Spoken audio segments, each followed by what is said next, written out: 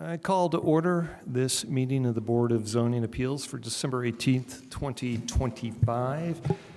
May I have a call of the roll, please? Ballard. Here. Burrell. Here. Fernandez. Here. Kutsenko. Here. Throckmorton. Here. First, we'll look for approval of minutes. Do we have a motion to approve the minutes, or do we have any amendments to those? Motion to approve minutes. Do I have a second? Second. Call it. Ballard. Yes. Burrell. Yes. Fernandez. Yes. Kutsenko. Yes. Throckmorton. Yes. We'll start with any reports, resolutions, communications. Flavia? Nothing from staff. You do have a few members or letters from members of the public that were distributed at the meeting. These are letters that came in after the packet was distributed. So we gave those. They relate to, I think, 2 petitions or 3 petitions that are on the agenda tonight. So you should have copies of those. And then we have copies as well if any members of the public need those. That'll be for case V 4225 and CU 5625. What's the third one? One of the letters referenced 2 petitions. It referenced the Graystar petition as well as the petition for Jessup. Okay, very good. Thank you. Do I have any other business?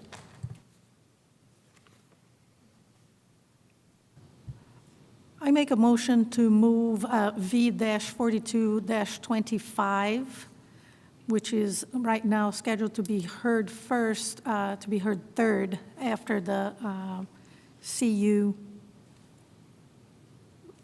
-54-25 and CU. 56. 56 is the second one. Yes, and after 56-25. Okay. Oh, I'm sorry, I cut you off. Sorry. I hadn't finished. Okay, got it. Do I have a second? Second. Call the roll, please. Yes. Yes. Yes. Yes. Yes. Sorry to cut you off there, Flavia. Thank you. All right, so all that means is that we'll hear the CU 5425 and CU 5625 first. First of all, I do want to make a note that we have 2 petitions that will be continued to the January 22nd, 2026 meeting, and that is AA-17-22 Joe Kent Construction and Blackwell Construction. Also, the CU-33-24 Hat Reynolds LLC. Again, those will be moving to our next meeting, which will be on Thursday, January 22nd. With that, tonight, we will hear the following. CU-54-25, Charlie Jessup. CU-56-25, Unlabeled Holdings, David Roberts. V-4225, Graystar Development Central, LLC. And our last of the evening will be V-57-25, City of Bloomington Parks and Recreation. With that, let's go to the first petition, which is CU-54-25. And please, staff, report.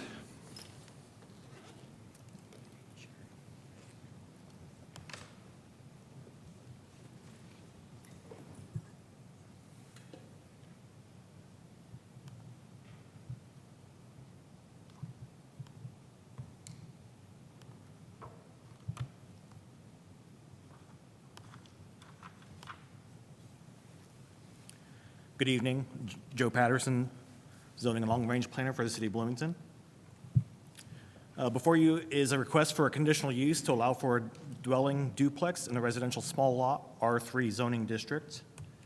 That property is located at 1119 West 8th Street and is located in the near West Side Historic District and Neighborhood Association. You can see there is a little bit of a mix of zoning there in that immediate area. The lot itself is a 0.16 acre lot.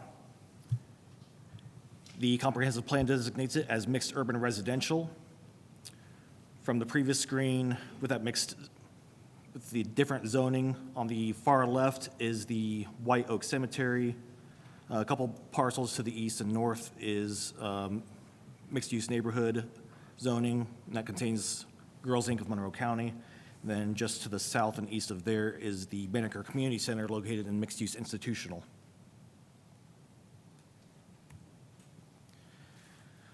So as you can see, this property currently contains a single-family dwelling unit as well as a shed on the rear of the property. And the petitioners are proposing to convert the existing single-family residence into a duplex.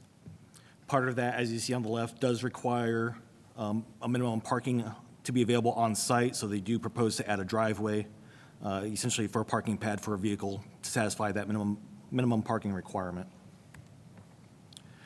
The existing floor plan, 8th Street would be to the north. You can see between the main floor and upper floor, there are currently five bedrooms.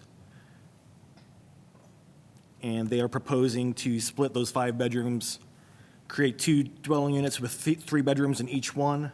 The rear entry would be portioned off, and that would be the access for the second floor unit, while the main entry to the front would be for the main floor unit. As you can see here, this would be an approximate location of the proposed driveway.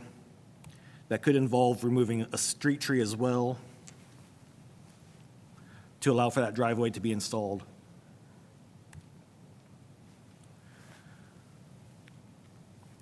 So looking at our criteria and findings for conditional use permit, the general compliance criteria, we find that there are use-specific standards that apply to the dwelling duplex within the R3 zoning district. This petition meets those standards. And in accordance with those standards, each unit has its own separate exterior entrance, and the exterior design of the structure will remain largely intact, with the exception of some potential modifications for some window replacement. The duplex will not exceed the 6-bedroom maximum allowance, and property owner does not have any notices of violation on file. No other applicable regulations or prior approvals are on record for this site. For consistency with the comprehensive plan, as I mentioned, this area is identified as mixed urban residential for future land use, and this is largely in older neighborhoods, and redevelopment should be compatible with its surroundings. Comprehensive plan further states that for approvals within mixed urban residential, it should allow context-sensitive multifamily redevelopment along higher volume roads, along district edges, and near major destinations. And policy further encourages opportunities for infill and redevelopment,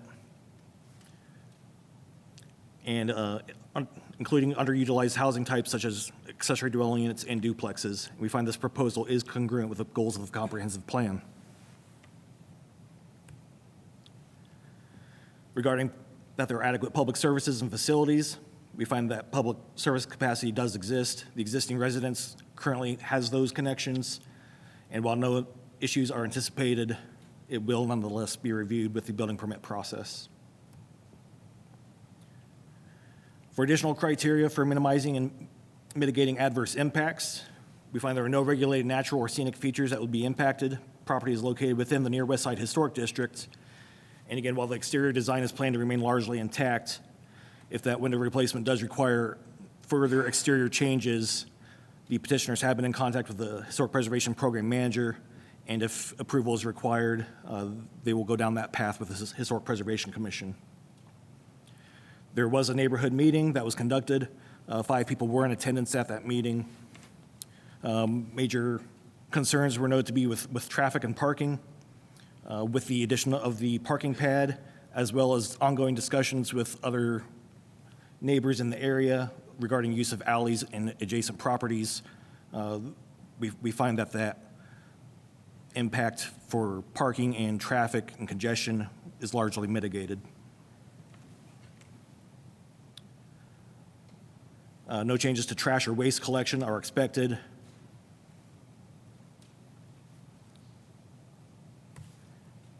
And no phasing is proposed with this plan. And therefore, it is the recommendation that the Board of Zoning Appeals adopt the proposed findings and approve this petition with the following conditions. The conditional use approval is limited to the design shown and discussed in the packet, with the exception if window replacement requires minor exterior changes, those design changes shall be approved by the Historic Preservation Commission as applicable.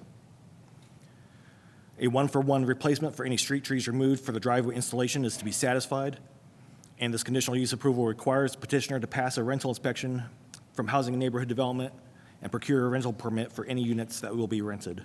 And I'm here for any questions you may have. Thank you.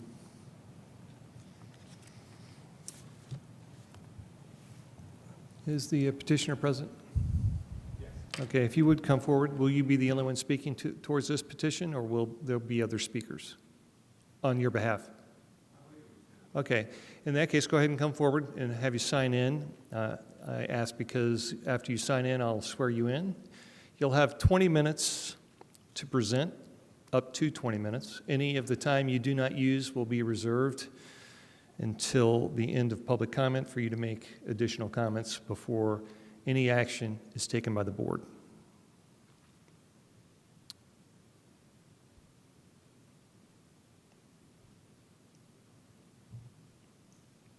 State your first and last name. Legal name? Do you affirm that the testimony you're about to give is the truth, the whole truth, and nothing but the truth? Yes. Okay, you have up to 20 minutes. You don't have to use all of it now, but you can reserve what remains until later. Okay. Well, it's funny, I'm nervous. Tomorrow I'll be performing in front of 400 people at the Buskirk Chumley and singing, and yet this makes me 10 times more nervous. Joe already explained most everything that I would explain at this meeting. So it is a very large house right now. The bedrooms are enormous. You walk in and each bedroom is twice the size, 5 bedrooms that are all at least twice the size of a standard bedroom. And so it doesn't have much use for a normal family. And we walked through and we recognized, wow, this would work really well as a split duplex between the upper level and the lower level. And when I spoke with with an architect, he said, this is enough space to make a triplex. I mean, it's just a huge house. And so we feel it's walking distance to downtown. It's walking distance to campus. And everyone knows how nice that is to have housing that is that close to downtown. I recently moved within walking distance of downtown, and I use it all the time. So it's really nice. One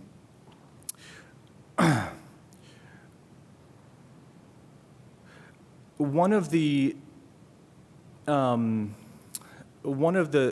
constraints that came up during the process was parking. That's the main concern that everyone has, whether it's the neighbors or the other people in the neighborhood worried about street parking. And I understand that because it's very limited. A lot of these places around downtown where you only have street parking and there are not a lot of driveways, you're limited in that way. And so that was the main thing that we were trying to work around in this situation. There used to be an unplatted alley behind the house. Behind this house, there is a fence. And then behind that fence, we own another 10 yards of property. And that property is just overgrown now, and there are some power lines that run through there. But at the back of our property, there's a bunch of old gravel that's been overgrown that used to be a driveway and a large gate that opens up into the back of the home. So we were hoping that we would be able to gain access through behind this unplatted alley to gain access to the back. It's not ideal that we put a driveway in the front because it just kind of lowers the curb appeal. It lowers the visual appearance of the walkability of being in that neighborhood. I just feel like at cars, it's ideal to have them like kind of tucked behind houses, but that's, as far as we know, that can't happen as of now, or it would potentially require some legal documents that were worked out amongst a few neighbors if they're interested. If not, our plan A on here, but ideally, really our plan B would be to do that driveway in the front. And so it does require a curb cut, and it does require that we basically take up, I don't know, a third of the front yard with a concrete pad, which is not ideal, but it's okay. The other thing is that the entrance to the upstairs unit is the back of the house. So the other thing that would be nice about having the parking in the back is that then it would create a more convenient way to enter the house through the back. As of now, we'll have some kind of permeable pavers that are going along the side of the house, and they would park on the street and walk around the house and enter through the back. Everything else is pretty straightforward. We're dividing up some rooms, putting up a few walls, taking a bedroom, turning it into a kitchen. The bathroom upstairs is staying. There was already laundry upstairs and downstairs. There was a lot of what was there was already conveniently placed to turn it into a duplex. So it's a relatively minor change, all things considered. One thing that came up through the process is that I don't know whether we were grandfathered in, but the windows of the front downstairs unit would need to be, I think because we are doing renovations, it has to meet current code. Correct me if I'm wrong, but I think there's something like that. So the downstairs bedroom would require slightly expanding some of these window rough openings so that it would meet egress. So it's a brick exterior facade, and so we would have to potentially remove a few layers of brick in order to expand that window, which also is not ideal. But that's the extent of the exterior changes that would be happening. So yeah, those were a few of the things that were kind of hiccups along the way that made it seem like it was going to be a little bit more challenging. But besides for that, everything seems straightforward. Okay, thank you. So you'll retain 14 minutes and 30 seconds for later if needed. Okay. Okay, so what we're going to do now is if you just remain there, we'll ask the board if you have any questions for either the staff or the petitioner at this point before we go to public comment. So I've got a quick one to staff. Can you pull that picture up of the driveway cut they're proposing? I'm just curious about how many cars could fit there. One. Just one? Yeah, that meets the minimum requirement for the duplex. Okay. So you're talking 3-bed, 1-bath, potentially 6 individuals, but 1 spot? Okay. Currently a 5-bedroom house, turning it into a 6-bedroom house, Yep. and adding one total bedroom, and adding 1 parking spot. Okay. So ideally, that wouldn't make a change in terms of the sum total of cars parked. Got it. So just another follow-up to staff on that is what is the issue behind them not being able to put this in the back? Well, they certainly can put it in the back if they have permission from adjacent owners. There's not a platted alley that runs through the back, so they'd have to secure access to that from the adjacent owners. Okay. They'd have to be granted an easement from the adjacent owners to get to the back. Okay, so an easement into that cut alley that's like to the east of the house? Well, so there's an alley, one past the house, one west of us, that runs north-south, and then it would be an alley off of that alley.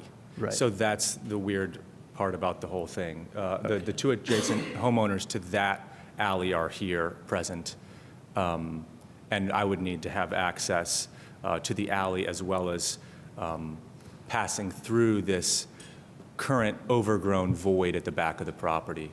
Okay. Yeah, I think that answers. Thank you. Any other comments or questions from the board before we go to the public?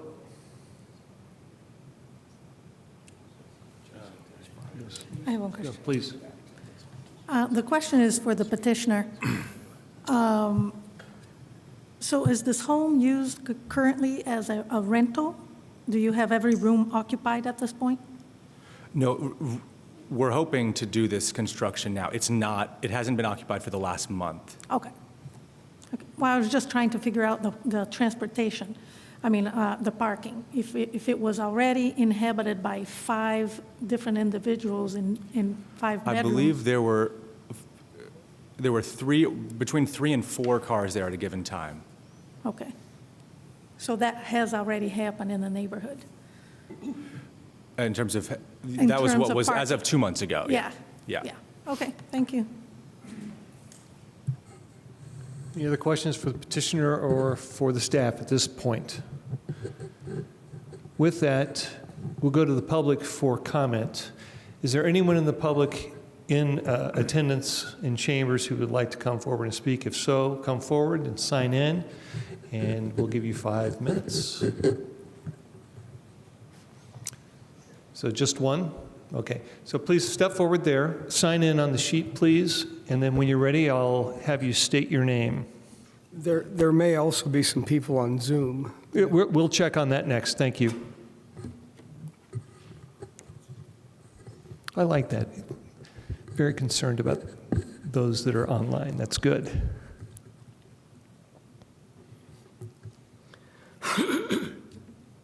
Okay, I'm Bill Baus. I'm 1 second, so Bill Baust?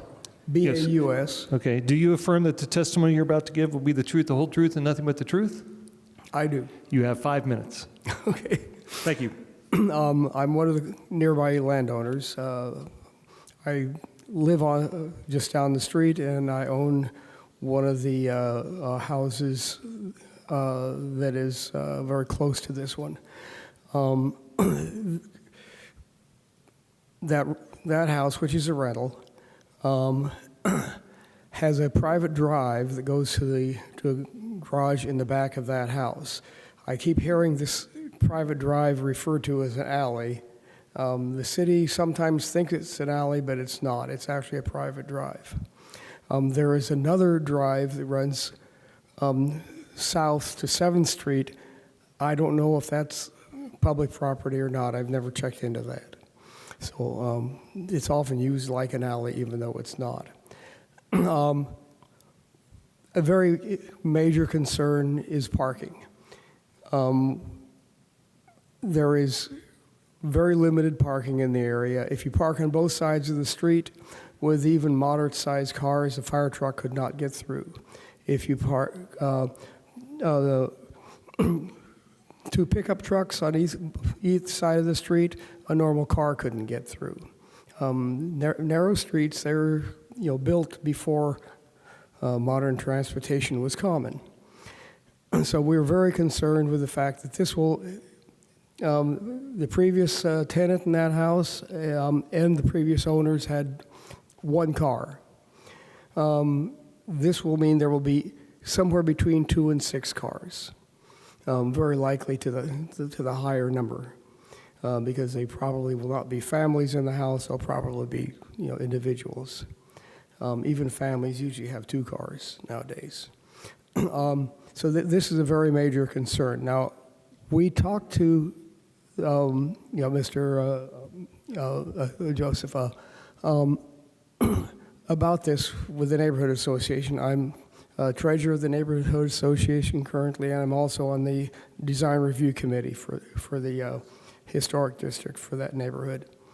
And we discussed the possibility of providing access to the back of that house, and that this would require an agreement with myself and with one other landowner.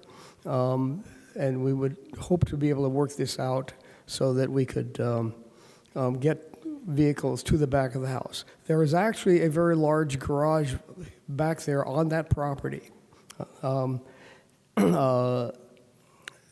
Right now, there's no way to get to the garage. I think it's probably would hold 2 cars.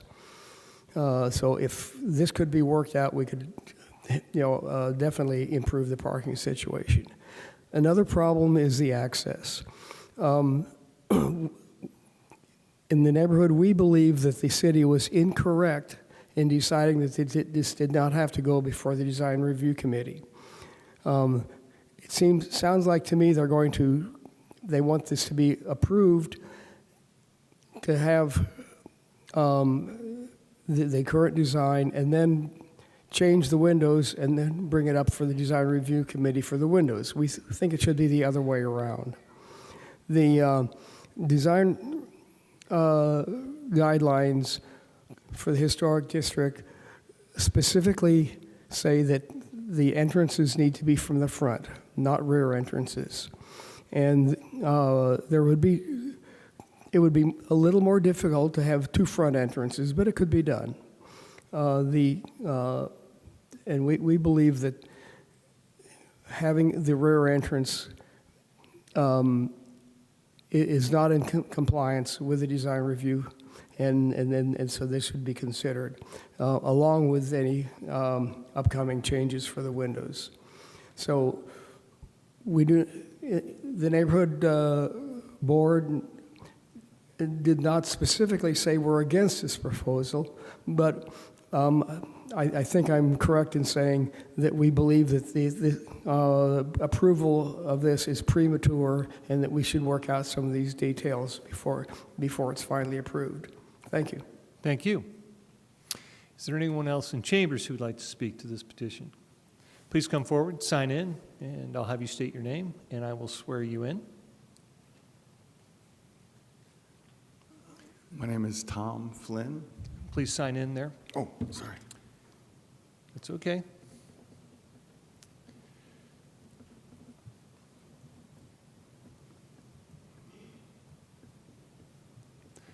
And Tom, do you affirm or attest the testimony you're about to give is the truth, the whole truth, and nothing but the truth? Yes. You have up to 5 minutes. Okay, I'll be much briefer. Thank you. My wife and I own the property immediately to the west, 1131, and we're definitely not opposed to the idea of a duplex there, but the alley is a problem that Mr. Baus had mentioned. He referred to it as a private drive. If that alley, or whatever it is, I don't actually know the legal definition of that driveway alley, let's call it a dralley, is within about 2 feet of our house, and we hope to retire there someday.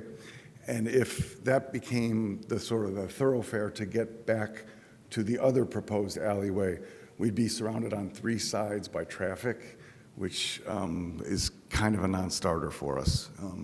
So that was really all I wanted to comment to. And I would love it if it was true that 4 to 6 adults only drove 1 car, or even better, none.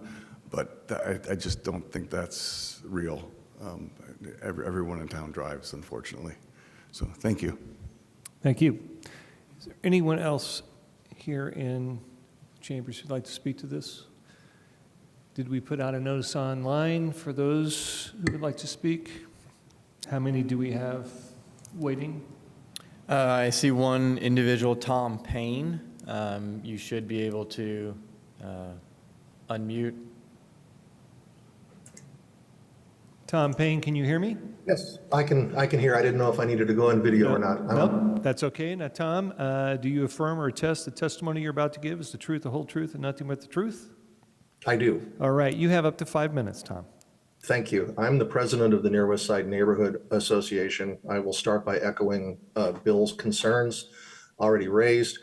As I look at that property, again, due to, my concerns with access and parking, and, the idea of achieving a gentle increase in density is to be desired, right? We have no opposition to that in any way, shape, or form. It's good for the city to have gentle infill without destroying the character of the Near West Side. When I look at the area, especially behind the house, where the utilities run, not only are there poles, there are trees.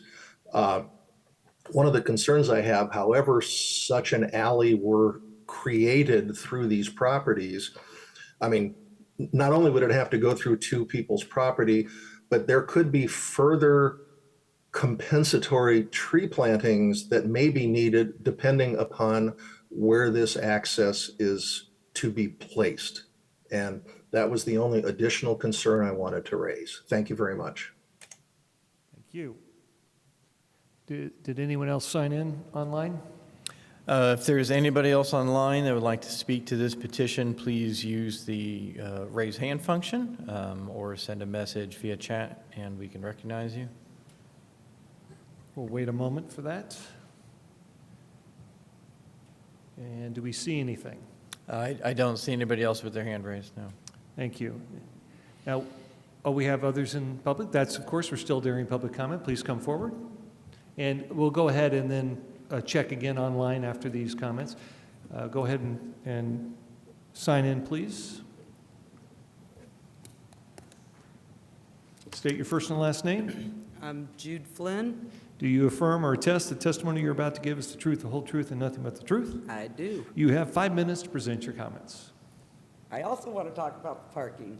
But I want to talk also about the fact that you might have people come visit you. You might, for dinner or for whatever, or your parents want to come stay with you for a couple of days. And, if there's already 4 cars that live there and now you have 5 more people coming over for dinner, where are they going to park? And I hope that there can be a way to figure this out, because I also like the idea of it being a duplex. It is a huge house. And I can't speak, we have the house, 1131. Definitely no alley access, behind that house. Plus, there's telephone poles all along there. The other side, there is a little bit more availability, but I do question how the neighbors are going to feel about having now they have a lot of traffic too. So it would be nice if there could be a way for it to be figured out somehow in that little back corner that's kind of not being used. And I don't know what you're going to do with that garage. But anyway, I think that's all I got. I mean, I just feel like we need to kind of remember that, even if you only own 1 car and you live there, there's going to be people coming to visit you. Where are they going to park? So, thank you. Thank you. I'll go back again to the public. Is there anyone else in the public in chambers who'd like to speak to this petition? And anyone else online? We'll check one more time, please.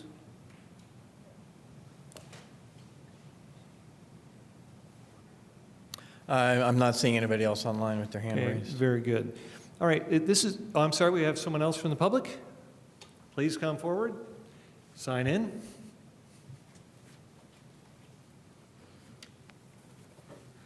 My name is Matt Gleason.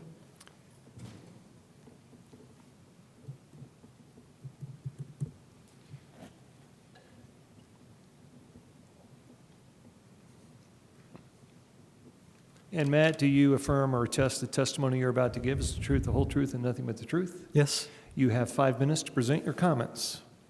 So I noticed there's been a lot of discussion about a drive to the shed in the back of the unit and, the ramifications of that.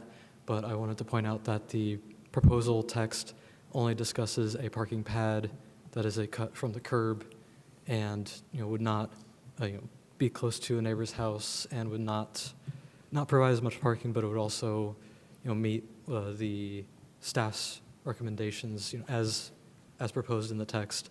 So I would hope that the proposal is not rejected based on what could be, what the builder, may want in the future, but maybe if that was a separate proposal, it could be approved in addition to this that meets, staff recommendation. Thanks. Thank you. Anyone else from the public in chambers?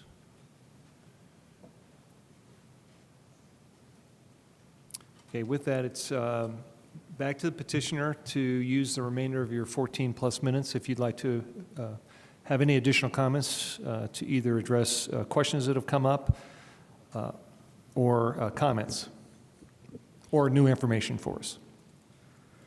No, I don't have much to add, but I do understand. I just want to say that I understand because I recently moved to a home on a street that has 0 street parking.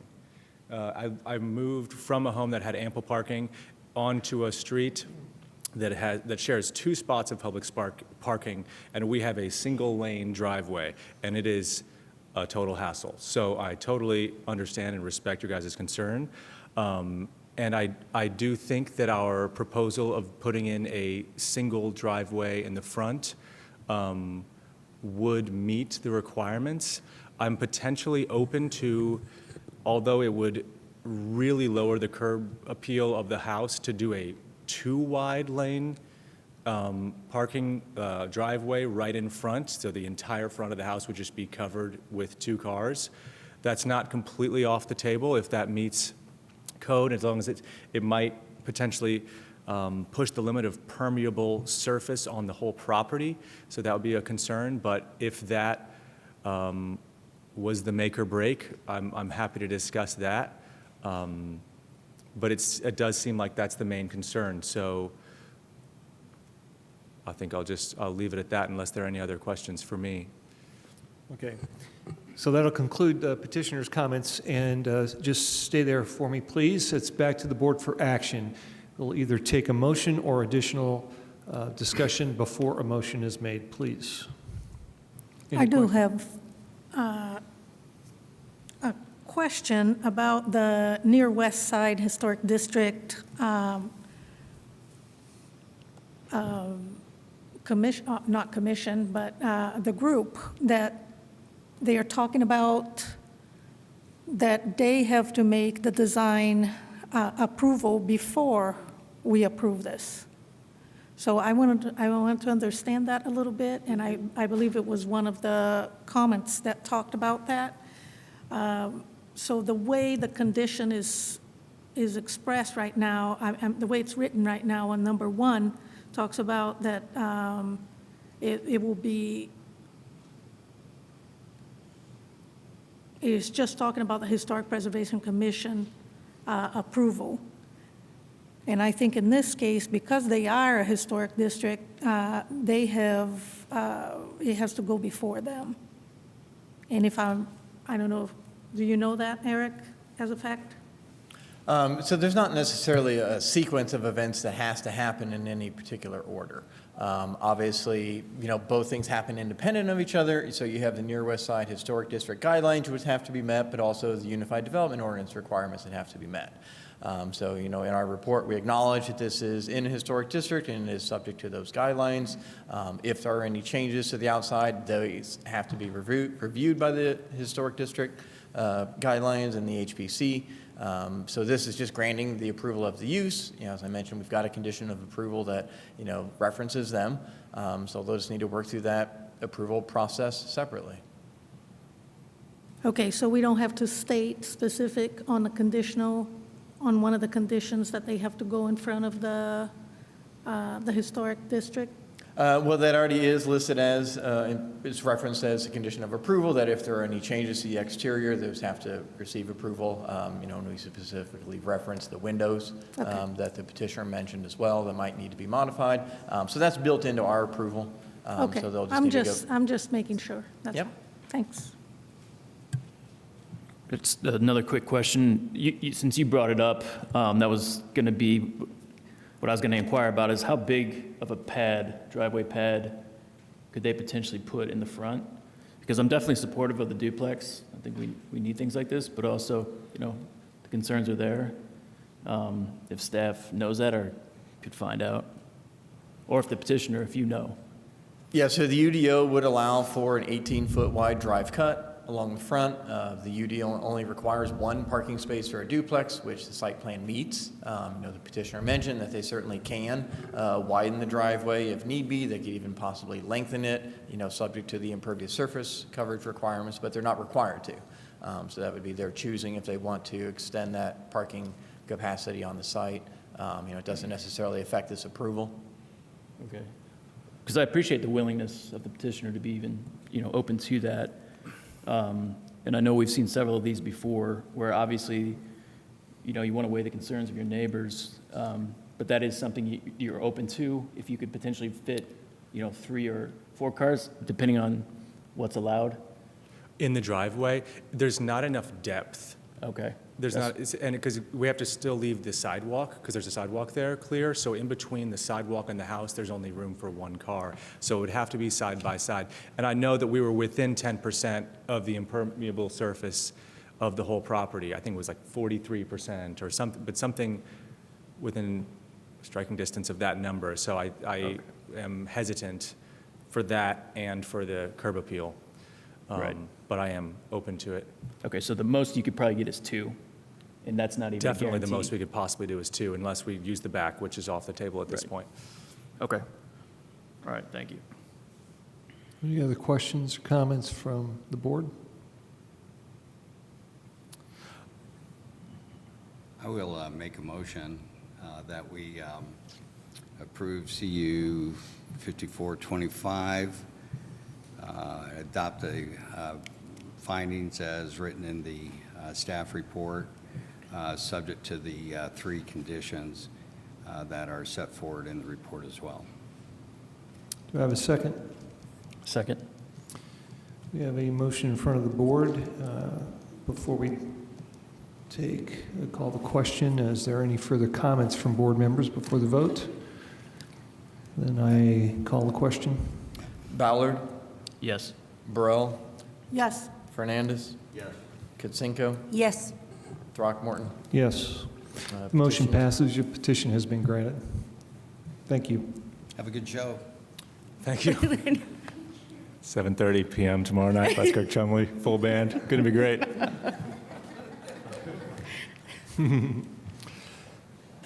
All right, we will now move on to the next CU, and that is, let me get to my page here, 68. That would be, oh, I blew right by it here. That's CU 5625, and that is, let me state it correctly, that is David Roberts, 121 Kirkwood Avenue, Suite 300. Can I have a staff report, please? Yes, thank you. Good evening to the board. My name is Jamie Kreindler. I'm the senior zoning planner. And, 1 second. And the petitioner for this case, as you mentioned, is David Roberts. The request is a conditional use approval to allow a duplex in the residential small lot R3 zoning district. The property is on a corner lot at the southwest corner of South Clark Street and East 5th Street, and it's in the Green Acres neighborhood. The surrounding properties are also zoned R3. The size of this lot is 0.14 acres, and the lot currently contains a small one-story detached single-family residence. The property is surrounded by a mix of single-family homes, and the comprehensive plan designation is mixed urban residential.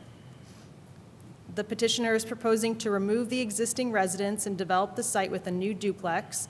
Each unit has a separate exterior entrance, with the entrance for Unit A facing South Clark Street to the east, and the entrance for Unit B facing East 5th Street to the north. The proposed duplex includes a new 1.5-story structure with 2 3-bedroom, 3-bath dwelling units. The plan features a gable bungalow design and is similar to the roof pitch, front porch size, front building setback, and vehicle parking access of surrounding properties in the neighborhood. The existing driveway on East 5th Street to the north will be removed, and a new carport and parking area will be installed. There is an improved alley access to the west of the site, so the petitioner is working with the engineering department to have access off of that alley.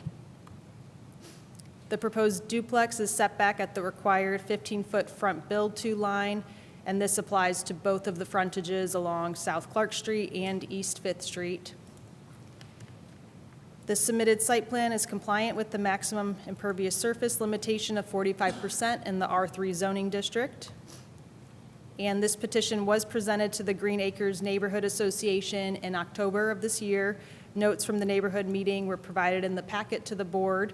We did receive one public comment after the packet was distributed, and that was provided this evening. They were expressing concerns about trash, specifically where the bins will be stored and if enough trash bins will be provided. I know on the plan, the petitioner did show sidewalks out to the streets there, but maybe they can address that in further detail this evening. For the general compliance criteria, it was found that the petition meets the use-specific standards for a duplex in the R3 zoning district. The proposal is in line with the goals of the comprehensive plan.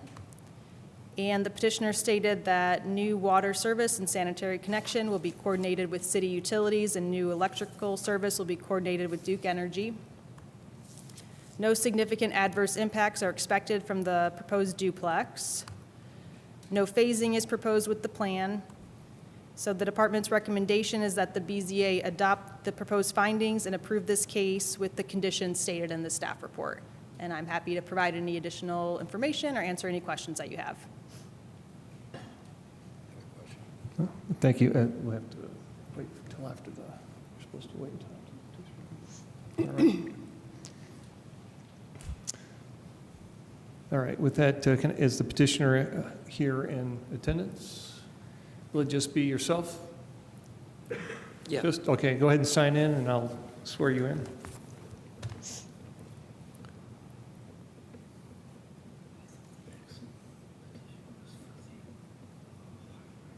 When you're ready, state your first and last name. Yeah.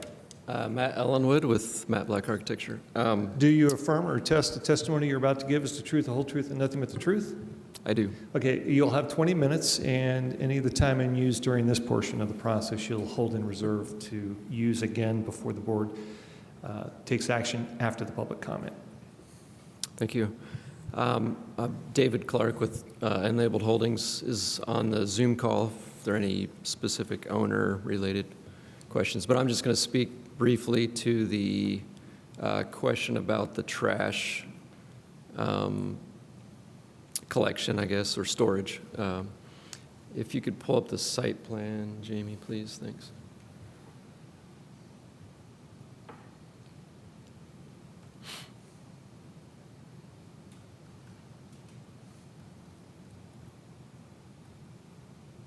Thank you. So probably what we would propose is an area between the main structure and the carport in the rear or in the west. We've got about 10 feet there between the structures and the walks from each unit. We'll go to that parking area. So we'd look to place trash bins in that general area to store them. That's where tenants will be coming and going most of the time between their vehicles. Makes sense to have them there, and then they would, wheel them out to the street for pickup. That would all be part of the tenant agreements and instructions. So we didn't show it in the site plan, but that's a good question by a neighbor to ask that, because I know it can become an issue when you've got multiple tenants. So that's our plan to address that. Otherwise, I think Jamie covered everything. Should be obvious in the design. But if you have any questions, I'm happy to answer them. Okay, thank you. You'll hold, what is it, 18 minutes, something? Roughly 18 minutes? They used about a minute and 40 seconds. So we have 18:25 left. Okay, 18:25. So you'll have that much time for comments again after public comment.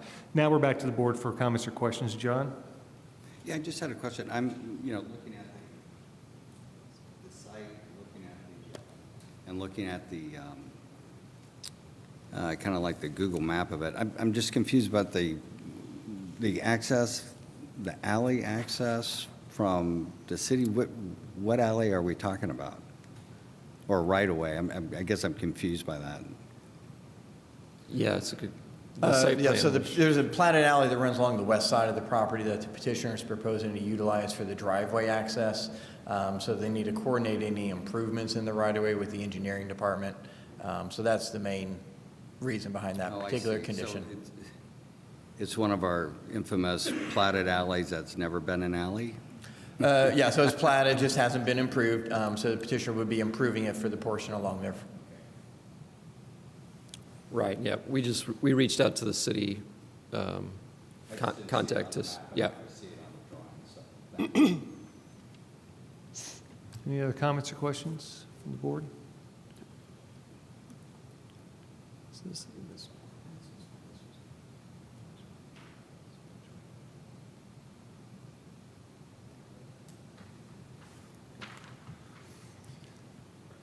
All right, seeing none, if you'll have a seat, we'll go to the public for comment. Is there anyone in the chambers who'd like to speak to this as members of the public?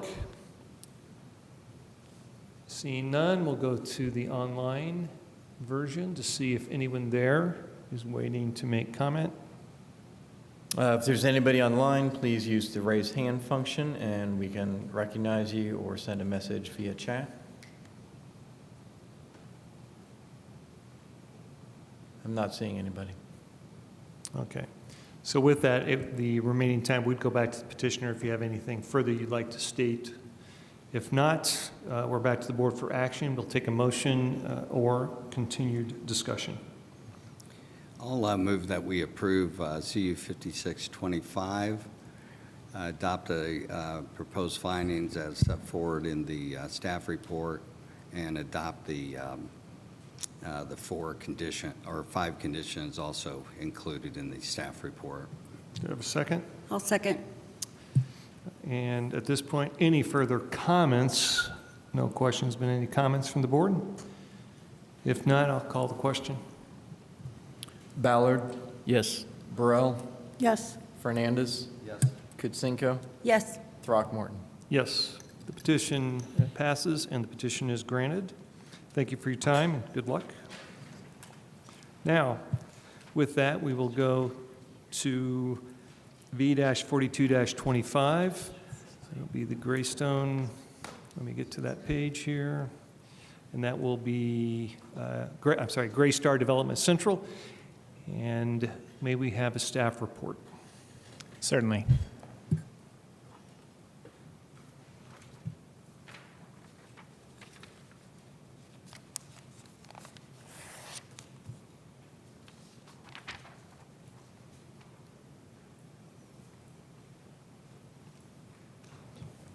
Okay, I'm Gabriel Holbrow, zoning planner. I'm here presenting the staff report for ZR 2025-09-0097 for 503 North Rogers Street. This might be a familiar location. It has come before the board. This property has been before the board 2 times recently. One under a previous petitioner for a similar project, got variances, and then came back earlier this year with the current petitioner for a package of variances. So now they're back for more variances. So this is 503 North Rogers Street. It is currently, well, let's see. It's 5.2 acres between Rogers Street on the east, Fairview Street on the west, Beeline curves along the north property. It also has frontage on 9th Street to the south. It's in the mixed-use downtown zoning district within the Showers Technology Character Overlay, so we abbreviate that MD-ST. The comprehensive plan designation is also downtown. It's currently a salvage or scrapyard being run as Bloomington Iron and Metal, also known as BIM, also known as Fell Iron and Metal or Fell Iron. So I'm going to skip over the details of the proposal other than to say that the petitioner proposes to redevelop the site as a mixed-use, multi-family development. And the petitioner is requesting 3 variances at this time. They all have to do with trees and planting or trees and the constraints that the petitioner identified after they began detailed work on the landscape plan for the development. So the first one is relief from tree and forest preservation. This is a photo looking, so generally there are trees along the perimeter of the property, generally speaking, that currently serve as a sort of visual buffer around the scrapyard.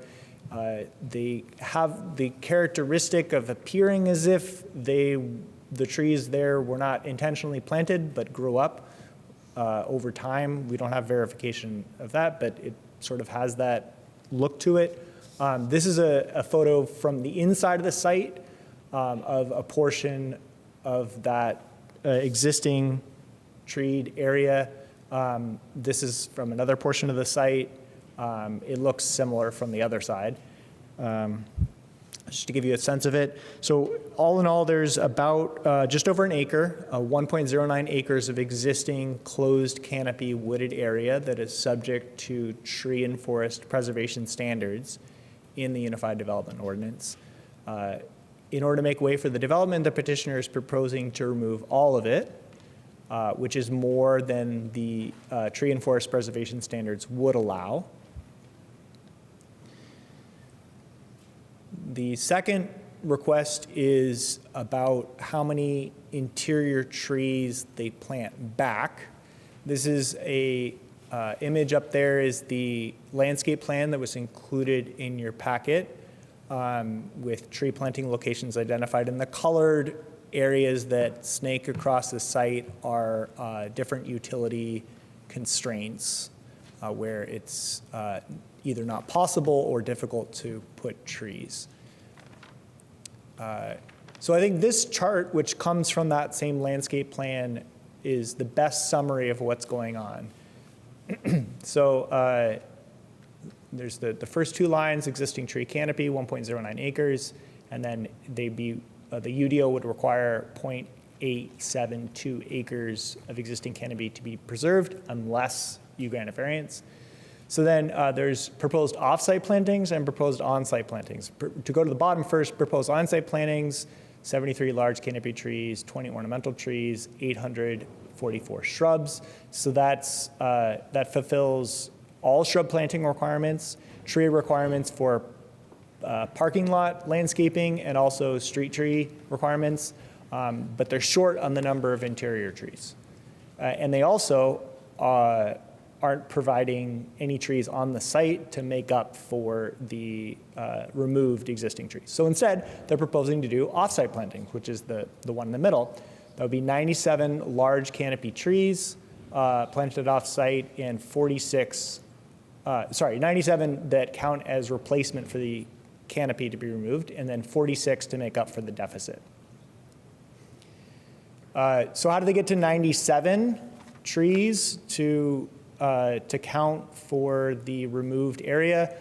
Well, this is a calculation proposed by the petitioner that boils down to how much canopy would be covered by trees planted 25 feet on center once they get large enough to be a closed canopy from that. So that's where the 97 comes from. I want to point out that there's nothing in code that says how you calculate that, because code does not envision an off-site planting like this. If code did envision that, they could just use that and they wouldn't need a variance. So they're coming to you with a variance. So this doesn't have a basis in the code already. However, staff's analysis of this is that staff recommends this seems appropriate for the number of trees to be planted back to account for the removal that they're doing. So what is this off-site planting? The petitioner has proposed to do a memorandum of understanding, an agreement with the City Parks Department, City of Bloomington Parks and Recreation Department, and then also Planning and Transportation, our department would be involved as well, to do the off-site planting. A draft of this MOU was included in the packet. It may be revised according to the needs of parks, the specific legal things. Everybody's lawyers have looked at it, but they haven't signed off on it yet, so it might change a little bit in the exact wording. However, everyone's in agreement on the intent. And the big picture of what the intent is that the Parks Department will identify planting locations on parks managed city-owned land and right-of-way, street tree planting locations in the right-of-way. Then Greystar will propose what species they're going to put where in those planting locations. Planning will approve those. Then Greystar, the petitioner, will go plant them, or have a contractor plant them, however they want to do it. And then Parks and Recreation will make sure that they were planted according to specifications, communicate that to planning, and then that'll be the sign-off. While we're talking about Parks and Recreation, I do want to mention that our urban forester, Haskell Smith, is here this evening. If you have any questions for him directly about Parks' role in this or about the urban forester's role for the urban canopy in Bloomington. The third variance is about street trees. This is something that is often handled at the staff level, but for transparency, they're bringing it forward to look at. So the issue is they're proposing the total number of required street trees, but not necessarily in the locations that the UDO requires. So there's various requirements about locations, how far apart the trees can be, how far they have to be from utility lines. The proposals is following all the requirements of distance from utility lines. So that's, we're taking that as given, because even a variance wouldn't get them around that. They would have to get approval from the gas company, from CBU, if they wanted to violate those. So they're planning on meeting all those distance requirements, but not necessarily the spacing requirements. So this is a view of along Fairview Street. North is to the right. The reddish line that goes north-south horizontal across this image is 10 feet on either side of an existing gas line that is running underground along there. So you'll see that all the street trees are out of that area, but it does mean that there's some smaller trees on the left and some small trees along the right. And in the middle, there's kind of some larger trees. And then there's where all those colors come together in the middle, that's a big gap that's, I believe, about 130 feet where there's no street trees.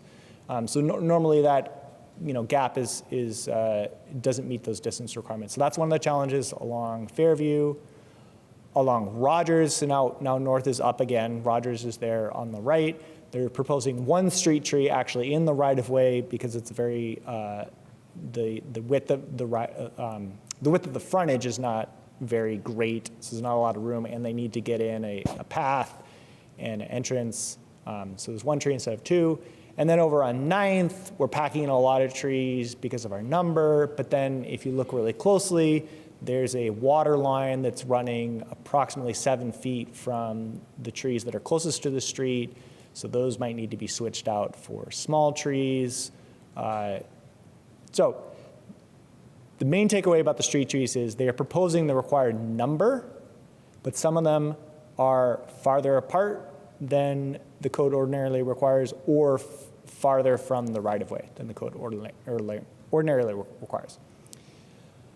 So there's 3 criteria. I will summarize them briefly. The full proposed findings are in the packet. For the first criterion, tree and forest preservation, that the proposal is not injurious so long as the petitioner plants at least 97 large canopy trees off-site as remediation. Interior planting trees having a deficit will not be injurious since the petitioner will be required to plant trees both on the site and off-site, which will mitigate and reduce the number of trees on site, which will mitigate the reduced number of trees on site. For street trees, not injurious since the petitioner will be required to plant the same number of trees in appropriate locations. Second criterion, the effect on adjacent properties. The recommended finding for tree and forest preservation is no substantial adverse impacts, including that adjacent properties are either separated from the existing wooded area by streets or trails, or located to the south or at higher elevation than the wooded area, so the removal will result in minimal loss of shade. For the interior planting trees, no substantial adverse impacts. The plan provides trees at all feasible planting locations on the site, including along adjacent streets and shared property lines. For the street trees, no substantial adverse impacts. The plan provides trees at all feasible planting locations along adjacent public streets. So then to the third criterion, for tree and forest preservation, unique site conditions that create practical difficulty include steep grade changes, the need to accommodate utilities, fire lanes, public connections to the B line and Butler Park, make the meaningful preservation of the existing trees infeasible. Large size of the property and the presence of tree canopy coverage is very atypical for a property in the downtown. And the requested variance provides the minimum relief necessary. So because they're planting stuff off-site, it's the minimum relief that could be offered. For interior planting trees, multiple underground utilities, grade changes, easements, buildings, parking areas, and green stormwater detention facilities, all of which limit space needed for tree survival. The large size of the property requires on-site detention that would not be required for smaller, more typical properties in downtown zoning districts. So I think this is a key thing here, that most properties downtown are under a size threshold where not all, but most properties downtown are under a size threshold where there's minimal or no on-site stormwater detention required. There's sort of an assumption that the existing stormwater utilities, stormwater infrastructure in downtown is enough to handle it. This site is larger, and there's room to handle the stormwater on site. So it's perfectly reasonable through CBU standards to have them retain that stormwater. The UDO counts areas for detention basins and things like that as landscape area, which in downtown, the UDO's assumption is if there's landscape area, it is planted chock-a-block with trees. Nothing but trees. Because for a typical site downtown, there's like this tiny little postage stamp of green area, and there's one tree in it. So that's where there's this mismatch between the standard tree planting requirements in downtown and this particular site. Now, for a hypothetical comparison, if this were in the RH residential high-density multifamily zoning district, which it is not, but if it were, well, their current proposed plan couldn't possibly be done. But if a site of this size were developed in the RH district, the requirement would be 44 interior trees. So they're already providing 73, which is way more than that. So, which isn't to say that they're providing more than they're required to. No, they're actually providing less than they're required to. That's why they're coming to a variance. But the size of the site is unusual for downtown. And a site of this size elsewhere in the city under a different zoning district would not run into this difficulty. So I'm pointing out that there's something peculiar about the property. That's the whole point of that little digression there. Large size of the property is a peculiar feature of the property which creates practical difficulties. And again, the requested variance provides the minimum relief necessary. And finally, for the street trees, there's limited right-of-way along Rogers, and the presence of underground utilities and easements along other streets create conflict with tree planting locations. Without relief from the location requirements, the project would be unable to comply with both street tree minimum planting numbers and utility clearance standards. I do also want to draw your attention to a number of letters that were included in the packet that staff received, so those are in there. We also received 2 letters about this petition that came in after the packet was already sent to you. Those are provided in hard copy to you here. Anyone who, from the member of the public, wants to have those, there's copies here in City Hall, or you can contact planning afterwards. So the recommendation. The petitioner's solution of off-site remediation planting has an essential nexus to the goals of the UDO tree and forest preservation standards and landscape standards. It also is proportional to the goals of the UDO's tree and forest preservation standards and landscape standards. So based on the report and the written findings of fact that are found in your packet, the department recommends that the BZA adopt the proposed findings and approve all 3 requested variances with 3 conditions. So the first condition is repeating a condition that was in the previous variance approval, and staff's recommending including because it is relevant to how much space is available for tree planting. And that is the site shall provide a new multi-use trail with access easement that's open to the public, providing a direct pedestrian and bicycle connection from Rogers Street at the B line to Reverend Butler Park as shown in the submitted conceptual site plan, and that shall be demonstrated in an approved site plan. The reason to put it here is because if that wasn't there, maybe they could plant a few more trees in the location of it. But this is something that they are proposing that the city is supportive of and provides a public benefit. The second one is the summary is this is where the MOU comes in. This is how we ensure that off-site planting gets done. Prior to final occupancy for the proposed development, the petitioner shall plant large canopy trees as remediation at off-site locations. The number of off-site remediation trees shall be at least the sum of 97 plus any deficit in the number of on-site interior planting trees. Prior to issuing a site development permit associated with this development, the petitioner shall execute an agreement with the City of Bloomington Parks and Recreation Department and the Planning and Transportation Department in a form acceptable to both departments, which commits the petitioner to the off-site remediation plantings required by this condition. And finally, the site shall provide at least as many street trees as required by the UDO, along the frontages in the general areas shown on the submitted plan. And that it's spacing distances that comply with UDO standards to the maximum extent practicable as demonstrated in a site plan.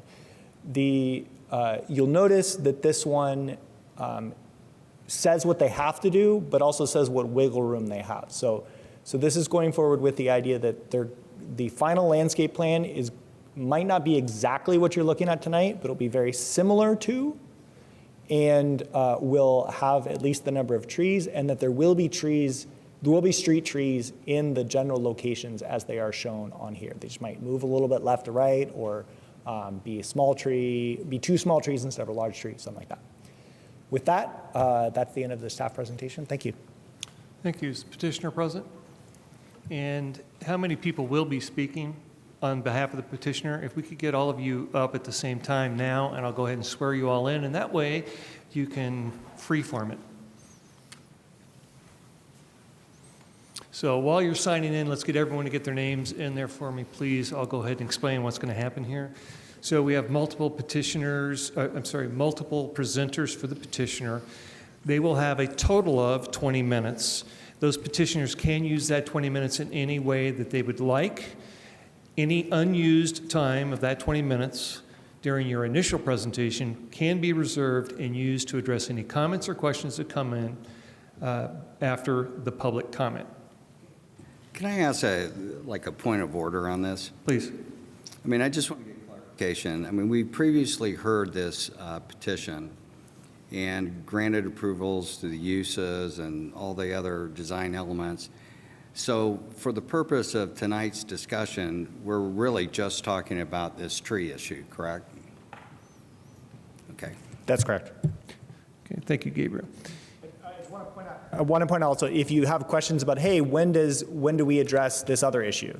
I'd be happy to answer when that's going to happen, but if it's not about trees, it's not tonight that it's happening. Yeah, I mean, the point I'm trying to make is that we're having a debate about trees, right? And we ought to stay within the scope of what's in front of us. Of the trees. Yeah. I'm sorry, if you're in the public, you'll have the opportunity to comment on what we've said here. We'll give you an opportunity to speak during the public comment. Now, I don't have to have you all say your names out loud. I'll just ask, do you each affirm or attest the testimony you're about to give be the truth, the whole truth, and nothing but the truth? Verbal? I do.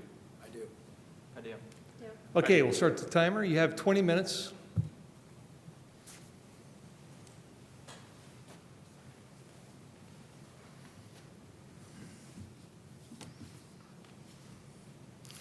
Good evening, everyone. My name is John Annist, and I'm with Greystar Development, and want to start by thanking you all and thanking staff. We've been working together for several months to come up with the best solution here. We believe that the redevelopment that we're proposing here on the 5.2 acres and focusing on the existing trees that are in place, we really wanted to have a very thoughtful way of mitigating the removal of those. So our site plan that you all saw back in June could best be implemented.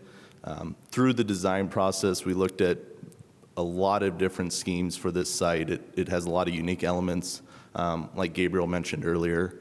And we also evaluated several alternate designs through staff comments and through our process. And I'll share a little bit about that, but just overall want to touch on our goals here, and that's to redevelop this site that's currently a scrap metal yard into multifamily housing, something that we believe would be a benefit to the needed housing here in the community. And our goal is to meet the intent of the UDO. We want to plant trees on our site. We want to do that in the best way we can, but also be mindful of some unique constraints. There's a lot of utilities here. There's a limited amount of area, and then there's also a large number of trees required. So we plan to plant all of the trees required. What we're asking for is the ability to do that in a combination of on-site planting and off-site planting, which we've worked with the Parks Department and planning to come up with a memorandum of understanding that will allow us to plant trees in the most desirable locations for the city. So it's anticipated that the majority of the off-site plantings will be where those trees are most needed. There'll also be a lot of thought put into how the Parks Department spaces these trees, so that way there can be a reestablishment of a closed cell canopy area. Currently on the site, as was shown in the photos and mentioned by staff, there's a large amount of perimeter screening trees. Walking in the area, it's not very thoughtful landscaping. It just is what has grown over the course of the recycling yard operating, and it currently serves a good purpose of help screening the recycling yard. What we're proposing is as many trees as we can fit on site. We want trees on the property. We know that they're a benefit to the property, and we want to put as many as we can. Unfortunately, there's just a number of constraints that we have between utilities, fire access lanes, the connection from the Beeline Trail to the park. There's just a limited amount of space where trees can be planted where they'll have the ability to thrive and survive. And so our landscape team is here tonight as well, but we really worked hard to identify as many planting locations as we could on site. At one point, we evaluated an alternate location of the fire access lane, which runs along the Beeline Trail, and where currently a large number of existing trees exist. The fire access lane is needed for the fire department to provide life safety to the buildings. We evaluated having that fire access lane be in the same alignment as the current Beeline Trail. We talked to the Parks Department to see if that could be an option based on some feedback we had gotten from the environmental planner. And ultimately, the use of incorporating the Beeline Trail in a fire access area just did not work for the Parks Department. So we went back to the original design that you all had seen in June, and largely what you're seeing today and the trees we're proposing are very similar to what was seen and approved in June. And our goal here really is to work with the city, the community, and staff, so that way this can be a successful project. Overall, our intent is to plant as many trees. You'll see that the way staff had written the approval criteria is that we want to plant as many trees on site as we can, and any trees that we fall short, we will plant 100% of those off site as part of the MOU. So happy to address any questions, comments, and we'll take the remainder of the time to do that. So thank you all very much. Appreciate it. Anyone else from the petitioner would like to speak at this point? Okay, with that, I want to make sure I got my rules of order. Do we have any questions from the board to the staff or to the petitioner at this point? Please. So what is the total, this is for staff, what is the total amount of trees? How many trees they are planting on site and how many they should plant off site? Yeah, so the easiest way to answer that is to pull up that slide.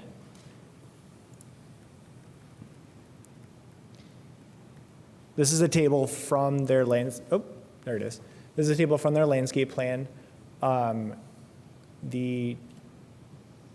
This, where it says proposed on-site plantings, that groups trees for meeting different requirements. So the parking lot requirements, the street tree requirements, but the current landscape plan shows 73 large trees plus 20 ornamental trees on site, for a total of 93 on site.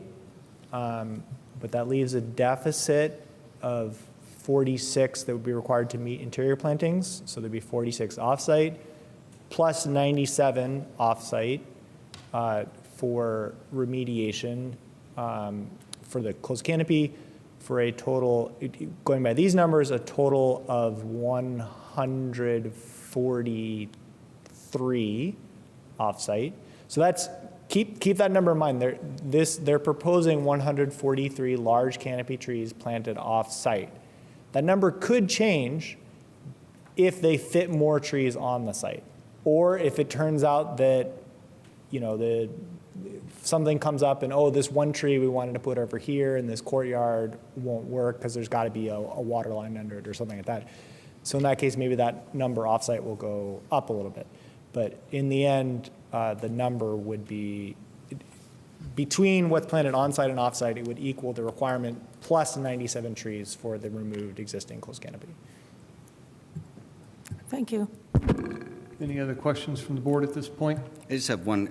I want to, first of all, I think your staff report is very thorough, so I don't want to push that aside. But I just want to clarify. I thought I heard you, Gabriel, at the beginning of your comments, say that this is something that could have been handled at a staff level? Specifically the street tree one. The street tree. Not the other ones. Okay. There's no staff authority to grant off-site planting at all. I mean, it's something we might look at in the future, maybe if this goes well. I don't want to promise us to do anything, but. Thank you. Any other comments or questions of the petitioner or staff at this time? Seeing none, we are going to move to comments from the public. So those wanting to make comments, anything, please, you can come up to the podium, and we'll take our time here, make sure we get everyone covered. Please sign in. And again, each of you will have up to 5 minutes. You've already signed in and you are under an affirmation of testimony. If you would, go ahead. Just state your name again for the record. All right, Bill Baus. Please, you have And, 5 minutes. I'm on the board of the Near West Side Neighborhood Association, which adjoins, our neighborhood adjoins this area. We have a very serious problem with this proposal. First of all, we did not know that this was happening until we heard about the trees. So if there are problems in addition to the trees that we object to, particularly the increased traffic on Fairview Street, which is a very narrow street, 2 blocks from a grade school. And I'm not aware of anything in this proposal that will mitigate that serious situation. As for the trees, the idea of not planting trees on this site and planting them somewhere else is a scam. The purpose for having requirements for trees in developments is so those areas will have tree cover. The problem isn't that we don't, in this city, is that our parks don't have enough trees. If our parks needed more trees, we would have planted them. The cost of buying small trees and planting them and letting them turn into big trees is rather small. I'm sure the Parks Department appreciates not having to buy trees and letting somebody buy them for them. However, this doesn't solve the requirement for planting trees on site. There will never be any trees on this site not never any trees. There will be always, forever, be fewer trees on site than the current requirements are. And so by permitting them to plant trees off-site instead of on-site, basically you're just saying they don't have to plant, they don't have to meet the requirements. The reason isn't because of utilities and access fire lanes. Every site has those problems. That's not a real excuse. The reason they don't want to plant that many trees is because they want to cram as many buildings on the site as they can, and they don't care what it does to the long-term viability of the city. Thank you. Thank you. Go ahead and sign in there. And when you're signed in, state your first and last name, and I'll swear you in.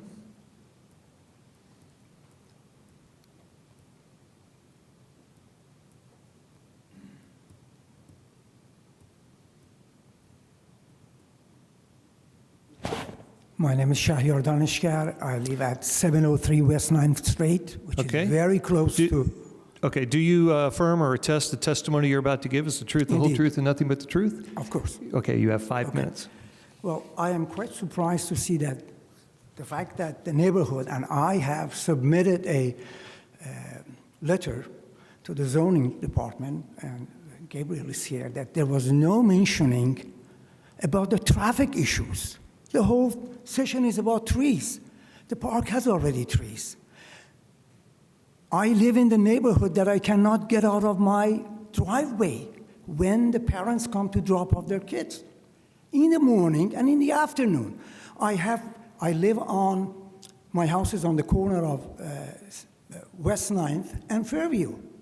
When I come out, I cannot drive north to south on Fairview to go to where I need to go. I have to come and make a turn, go on 9th Street, go to Maple or other streets in order to be able to go to downtown. Traffic is a major problem there. We all complain about that.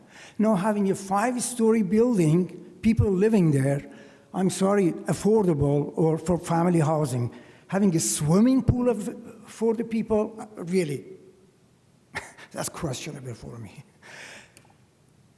We have problem with traffic. We have trees there. Just 2 years ago, teachers came with students. They planted really nice trees in that park. Traffic is a big issue. We are against that. No variance. Please consider that. We live there, and we see that every day. Imagine if somebody has a heart attack, ambulance cannot come in to save them. Traffic is a big issue there. Having 5 stories there, everybody's going to have 1 or 2 cars there. Imagine what will happen there. I would request that the city thinks about it. We are very happy to hear that the company would like to plant trees. Wonderful, great. But what are you going to do about the traffic? That is the main issue for me. Thank you for your attention. Yeah, thank you. Go ahead and sign in if you would, please. Hello, my name is Vasiliki Tsitsopoulou. Okay, I'll wait for you there to sign in.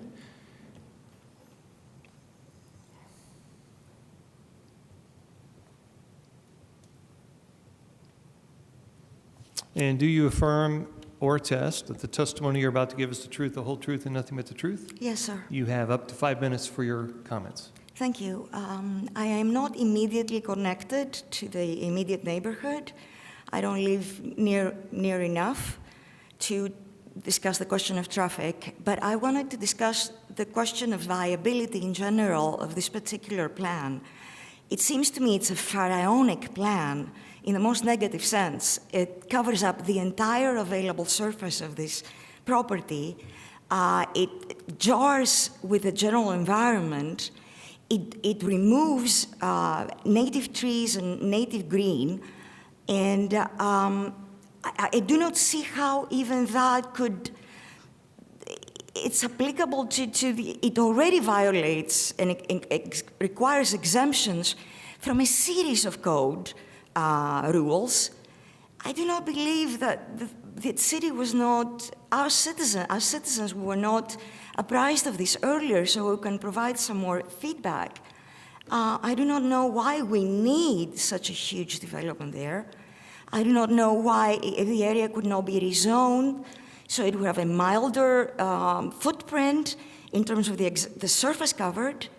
For example, the garage they proposed to put in there, it's huge. There are already parking garages surrounding within walking distance in other parts of the area, and they're not fully utilized.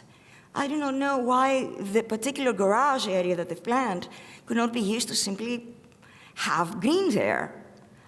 I am a little shocked, actually, when I fully want to urge you to read the letters of my fellow citizens that are included in the packet. I do not have anything to add. They've already made the point for me.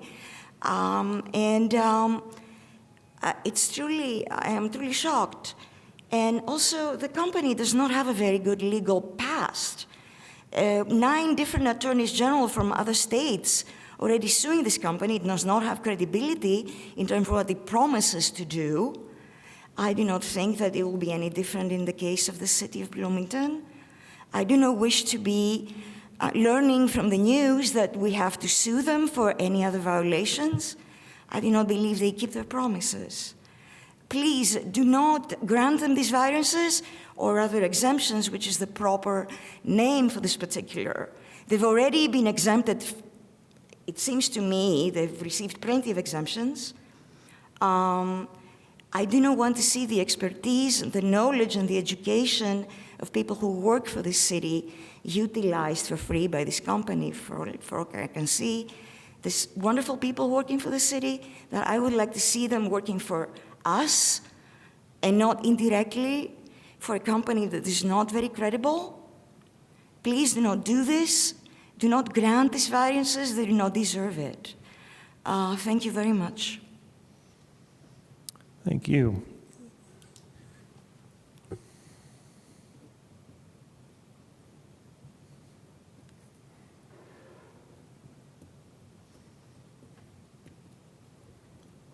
State your first and last name. Tim Dwyer. And do you affirm or attest the testimony you're about to give is the truth, the whole truth, and nothing but the truth? Yes, I do. You have up to 5 minutes for your comments. Thank you. Good evening. My name is Tim Dwyer, and I'm a resident of Bloomington. Now, admittedly, I don't live particularly near this site, but as a resident engaged in the community, I care a lot about housing affordability and long-term economic prosperity, and I appreciate the opportunity to share my perspective here. I urge the BZA to grant these 3 variants requested related to landscaping and tree coverage. The property currently houses Bloomington Iron and Metal, which is a bit of an odd semi-industrial site given it's near downtown, and this is an area that the city is targeting for long-term growth and economic development. If the city is successful in bringing in new employers into the trades district, there will be the need for new housing nearby, and converting this site into something productive seems like a reasonable path forward. The variances requested here seem pretty reasonable to me, and they don't seem to pose any significant risk to the neighborhood. Based on information in the meeting packet and some of the other folks who've testified and from the staff presentation, it seems like swapping out current tree coverage for off-site is a reasonable path forward given the site restrictions. It also seems like a lot of the opposition isn't really germane to the tree issue, but related to other issues. And while I think that's important to hear, obviously when we're talking about tree variances, we should be talking about the subject at hand. For these reasons, I support granting the variances. I also want to highlight the willingness to construct a new multi-use trail connection between the Beeline and the park on the west side of the property. Folks mentioned traffic issues. Well, a new bicycle connection could potentially alleviate some of those issues and provide some accessibility for neighbors to more easily get into downtown, to City Hall here, and even to the farmers market on Saturdays. I think that we should focus on the fact that the BZA here is being asked to weigh that existing regulations pose particular burdens on this site. I really appreciated Mr.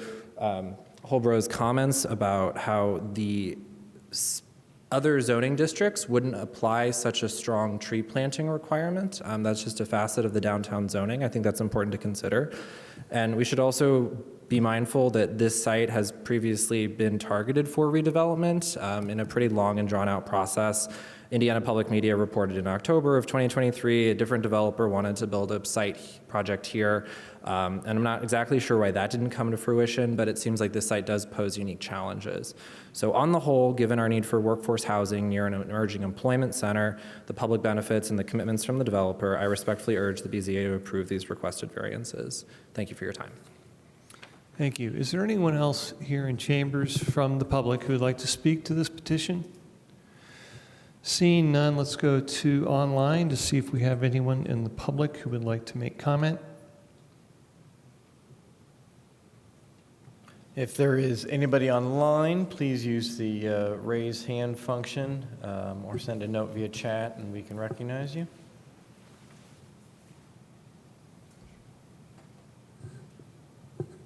I'm not seeing anybody online. Okay. Seeing none, we do go back to the petitioner at this point to be able to address any comments or questions up to this point in the petition process. And how much time do they have again, Gabriel or Eric? 14 and change. Okay, please. Good evening. For the record, my name is Tim Oakes. I'm an attorney at Ice Miller representing the petitioner tonight. I'll be very brief here. First, we've got a number of people here that can answer any questions that the board might have in terms of some of the technical issues. But I want to point out a couple things. One, a lot of the comments that were stated, particularly those involving traffic, are not relevant to tonight's considerations.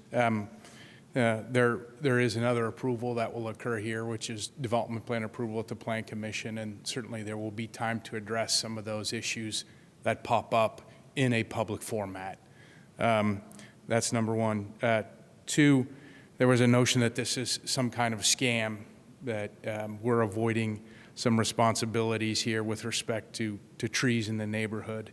And we respectfully disagree with that conclusion for a couple of reasons. One, we're not avoiding the planting of any what we view required trees here.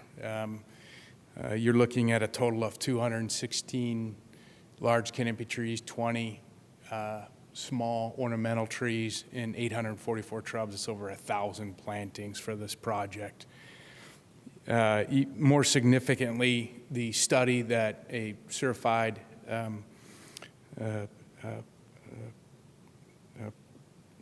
person did the study of the trees. It was done in a haphazard way. The current landscaping. It was noted that there were 36 trees of significance that were 6 inches of caliper or larger. The plan that we're proposing anticipates 73 large canopy trees on site, so we're taking 36 going to 73. So I think a suggestion that somehow we're trying to avoid having significant amounts of trees on the site, particularly as compared to what exists there now, is just not true. As John stated in the primary presentation, Gray Star is trying to plant as many trees on the site as they can. They really are. And the constraints that exist here are such that they've got as many as they can, and we're full. And we think the idea of planting them off-site at locations not that Gray Star selects, but locations that the city selects, that the Parks Department selects and says, this is where we want them. This is where we think they will have the best benefit to the people of Bloomington as a whole. Plant them here at Gray Star's cost. That is the best way we could come up with to try to mitigate this situation. So with that, we respectfully request approval, and we'd be happy to answer any questions that the BZA might have. Are there any other comments from those on the petition team that are with us? Okay. Well, that'll conclude the official 20-minute comments, and we will have questions for you, I'm sure. We're back to the board for action. We're looking for either a motion or continued discussion on this petition, please. I'll move that we approve V 4225, adopt the proposed findings included in the staff report, and approve the requested variance with the 3 conditions included in the staff report. I have a motion in front of the board. Do I have a second? I'll second that.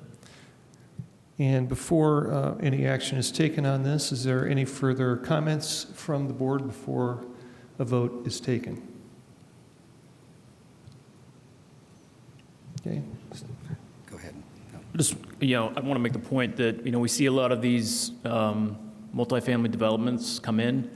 I have to say, I think this is one of the best proposals we've seen, and, they're meeting really the requirement just in a different way. So I understand the public's concern to a degree, but it's also, our board is very limited in what we can do. We have to have overwhelming evidence to overturn something that's already approved that checks the boxes of the UDO. So while we may be concerned to a degree as well, I feel like the scope of this, the housing it's going to bring in, which we definitely need. I think any supply to the housing situation we have is helpful. That may be debated by others, but I think it's a significant, well thought out, well planned project that could bring in some desperately needed housing. And the trees are, to me, we're going to get them, so I support it. Any further comments from the board before any action is taken on this motion? Just one quick comment, similar to what Tim was saying. I think it's important to kind of put this kind of project in context. I mean, essentially, we're removing a non-conforming use, particularly a scrapyard, which, for those of us who've been around a while, that was a PCB cleanup site. It's been a functioning business. I know I've known the owners.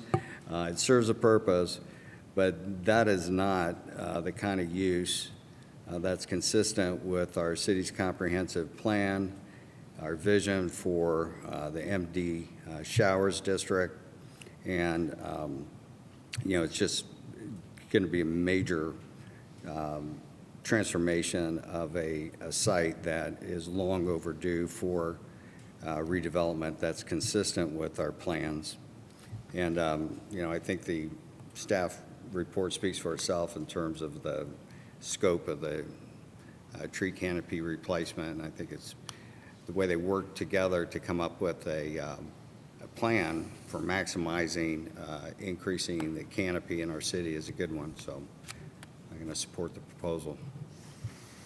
And I will ask again if there are any further comments from the board before action is taken. Seeing none, I call the question. Ballard. Yes. Burrow. Yes. Fernandez. Yes. Kutsenko. Yes. Throckmorton. Yes, petition passes. The petition is granted. I would also like to extend my thanks to the petitioner for allowing me to move the continued conditional uses forward to hear those before your scheduled time. Thank you for your patience. With that, we will move on to V-57-25. It's page 82 of the packet for those that are following along with the packet. And let me get there. Is that 82? Page 82. Thank you.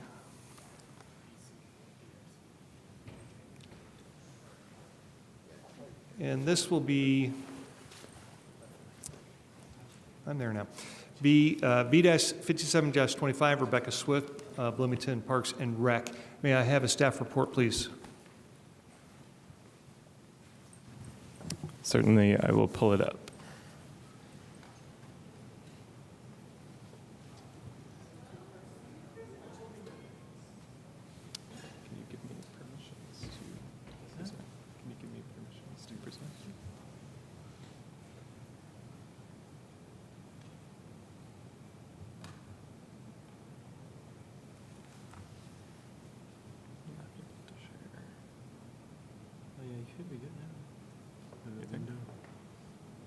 Oh, okay, sorry.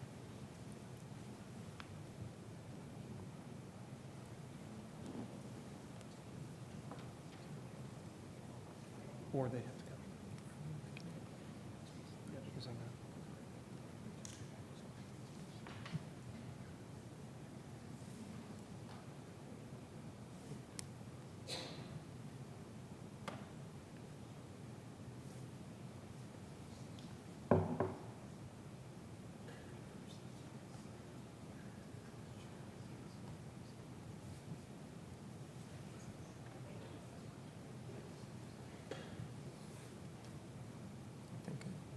Pull up your PowerPoint.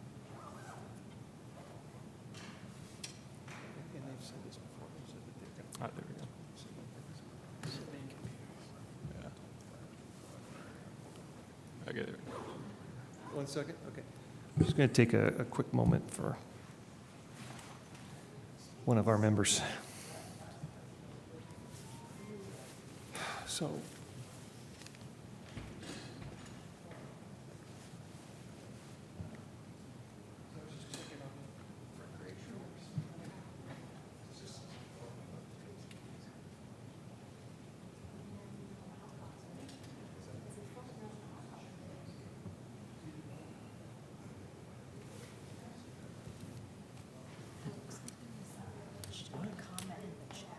Wait, what?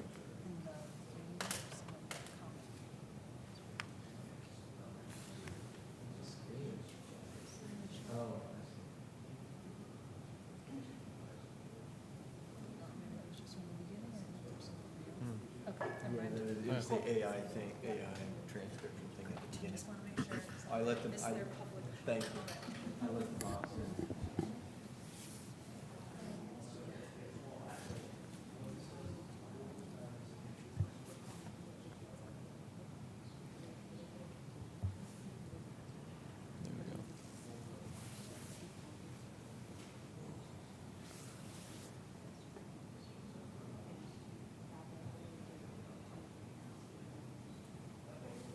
Remind me, I gotta slide in behind somebody to get back in the office because I think the loaner badge, the stops working.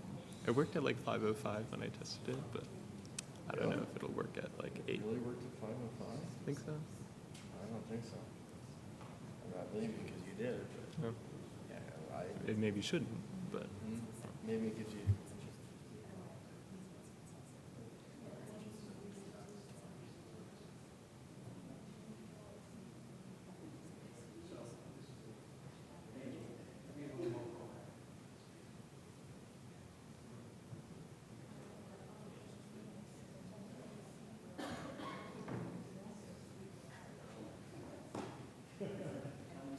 What's his name?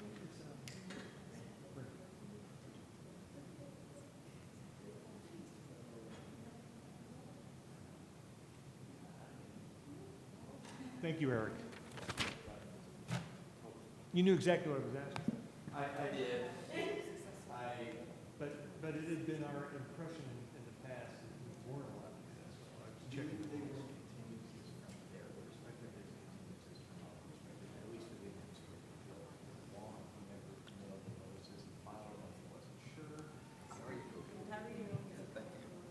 We're gonna make a motion. 24 hours to withdraw. They have to really make it. We're gonna make the motion to deny them the continuance because they've been on for more than 3. And they either have to withdraw within 24 hours or they have to be heard. So to put them on notice, let's get this heard. Yeah, and that may push them. Sure. Then what we can do is we can come back next month and ask for us to reconsider whatever. And then we can actually suspend rules of order. So yeah, we'll do it. So that'll be a way to get around it.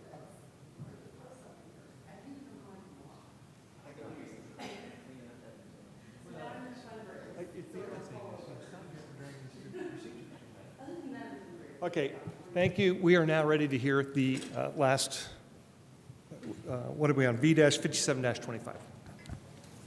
Excellent. Staff report, please. My name is David Brentez, a zoning planner and GIS analyst. Before us is petition V-57-25 at Browns Woods. This is roughly between 500 and 760 South Basswood Drive. The Community Foundation of Bloomington and Monroe County owns the property. The Parks Department is the petitioner for this variance case. Representing them today is Operations and Development Director Rebecca Swift. The petitioner requests variance from riparian buffer, steep slope, karst preservation standards, and required easements in BMC 20.04.030 for the use of park and the mixed-use institutional zoning district. As shown on the right, the properties to the east and the south are zoned residential high-density multifamily, RH, which is developed with multifamily apartments. The property is adjacent a railroad to the north and an interstate to the west. So shown here, this is the wooded lot with no structures or roads. This is a 10.9 acre parcel. The comprehensive plan designation is parks and open space. Right now, it is set aside as a conservation area managed by the Parks Department, and it will continue with that use. This is the original plat. The property is located on Lot 2. North is to the right here. Lot 2 of the Canterbury Park subdivision that was platted and approved in 2000 under case SP-27-00 and was set aside from other developable lots because of the environmental features on the site. There's currently a karst conservancy easement that was platted for 2 karst features on the south side of the site. So this is closest to the South Basswood Drive frontage, and the Parks Department, as I said before, manages this, but it has not been developed with any formal trails or vehicular access. According to the Parks Department, to address recent public health and safety concerns, there's a proposed access road that will be installed on a portion of the property to access the site. Later, a limited internal trail system will be installed. The access road will consist of a short land bridge to cross an intermittent stream using 2 culverts that are 10 feet long and 4 feet high, so 4-foot diameter. The bridge will serve both future trail users as well as allow the installation of the temporary limited access road. So according to the petitioner, it will address their urgent public safety concerns. So the trail here is quite faint. It's shown in green. You also have elevation showing how far down the trail goes from Basswood Drive. And the point with the arrow is showing the location of the culvert. So we have a number of exhibits here. The temporary vehicle access path will need about 9 feet of clearance. Once it's no longer needed, the Parks Department proposes to construct a 6-foot wide natural surface trail that for the majority of that vehicle access path will be used for the trail, but they will deviate slightly from each other. So unfortunately, given the limited access to the property from Basswood Drive, a location of the road must pass through the riparian buffer zone and through the karst area near Basswood Drive and the steep slope as you descend towards the interior of the property. So the trail as shown is roughly 1,200, from start to finish is roughly 1,200 feet from the Basswood Drive entrance headed north. So the vehicular access point will have a direct connection to South Basswood and pass through all of those environmental features that I mentioned, riparian buffer, karst, and steep slope. So if we're looking at the exhibit to the left, it shows the trail. It's headed towards the middle of the site in purple. And then the vehicular access road is shown in blue. So on the right, there's an inset that shows the culvert location approximately. And the vehicle route takes a slightly different path to accommodate the larger vehicles. And then moving forward, the more sustainable descent includes switchbacks for trail users to be more cognizant of that slope there, and it's a safer way to get down. So along with the trail, these exhibits show elevation, karst buffer, slope, and riparian buffer. The petitioner proposes to restore any part of the vehicle access trail not used in the route for the hiking trail. The petitioner requests a variance from the requirement to establish easements for each of these features, the riparian buffer, karst, and steep slope. That would be required due to the proposed land disturbing activity in those areas. And here is the culvert. This was taken probably November. And there's the one on the right is a picture looking essentially south towards that, the path that a vehicle could take to get up to Basswood.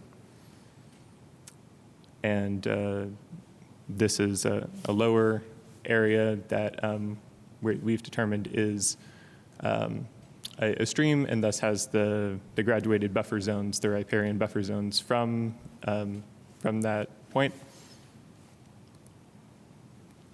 So I'm going to cover all 4 of these areas: the stream, the steep slopes, riparian buffer zones, karst, and easements, going one criteria at a time of the 3. So staff found that the disturbance of the steep slope area will not have a negative impact on public health, safety, morals, and general welfare. Parks proposes to stabilize and restore the vehicle route that's not used for the surface trail, and the culverts were deemed by the City of Bloomington Utilities to be a sufficient size for the intermittent stream and are not expected to clog or impede the flow of water going forward. And the trail route is routed to minimize the destruction of vegetation in the buffer zones. In regards to karst easements for karst, the variance to allow disturbance within the 25 feet of the last closed contour of the karst feature is not expected to negatively impact the community. The petitioner does not propose any disturbance in the karst areas beyond what is necessary to provide access to the site from Basswood. The route minimizes disturbance, and the plan is to have silt fencing to protect that karst feature as well. In regards to the easements, the petitioner and the property owner plan to protect the sensitive environmental features during construction and stabilize the affected areas. Disturbance is minimal and unlikely to affect the other properties. And these are just the areas that we're talking about again. For the second criteria, use and value, no adverse impact is expected for the steep slopes, as the vehicle route will be temporary and restored with erosion control blankets. The hiking trail switchbacks will be constructed in a sustainable and safe way for hikers, and the staff finds this will not have an adverse impact to the adjacent properties, as any erosion or drainage concerns are mitigated. And for riparian buffer zones, the variance of work in the riparian buffer allow for only the culvert and the bridge, and there will not be a substantial impact. No structures are proposed, and the drainage has been deemed sufficient, and eventually it will provide a new public amenity. And as for the karst, no adverse impact is found. This is a relatively minimal disturbance and temporary. They also request relief to construct the vehicle access in the current karst easement near the front of the property. And once they install the hiking trail, that is already an allowable use for the current easement. So granting relief from the requirement to establish easements is not expected to be injurious to the public. It is already set aside as a passive park. The petitioner plans to protect these features going forward, so the neighboring properties are not expected to be adversely impacted. Platting of the additional easements creates an undue burden on the property that is not necessary at this time, given that, number one, the UDO restrictions that prohibit certain land disturbing activity already, and this would cross much of the property due to its unique topography.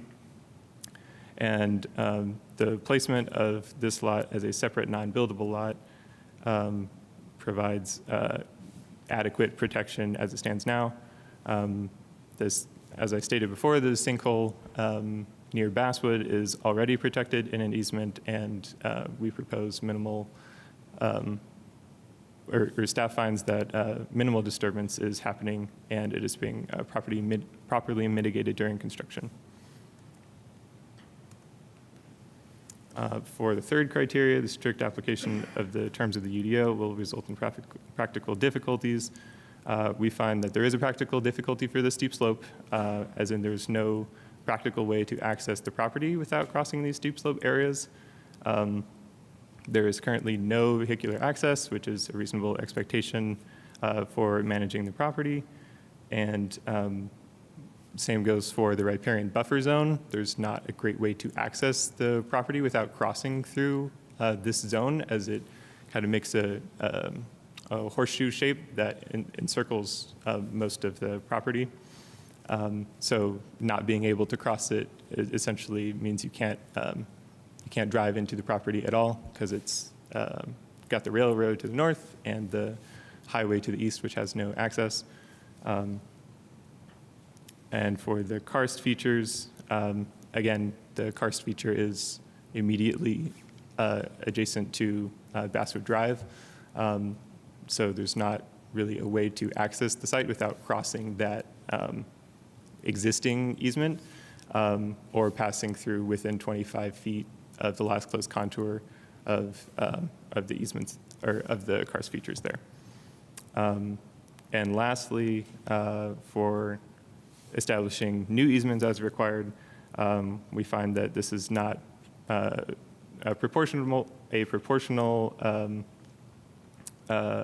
proportional to the limited scale of the project. So we find that establishing easements for all of these is not necessary. It would place much of the property into various restrictive easements that create practical difficulties in the use and maintenance of the property at a future time, and the scope is not threatening those environmental features now either. So moving on to recommendation, based on the written findings above, the department finds that BZA recommends that the BZA adopt the proposed findings for V-57-25 and approve the requested variances with the following conditions as listed on the screen. That concludes my presentation, and I'm happy to answer any questions. Okay, thank you, David. Is the petitioner in chambers come forward, sign in, and we'll get you started here in a moment. State your full name when you're ready.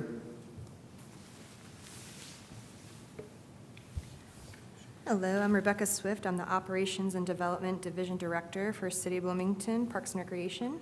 Thank you. Do you affirm or attest the testimony you're about to give is the truth, the whole truth, and nothing but the truth? I do. You know the rules of this order, which is you have 20 minutes. What's not used initially can be used after public comment.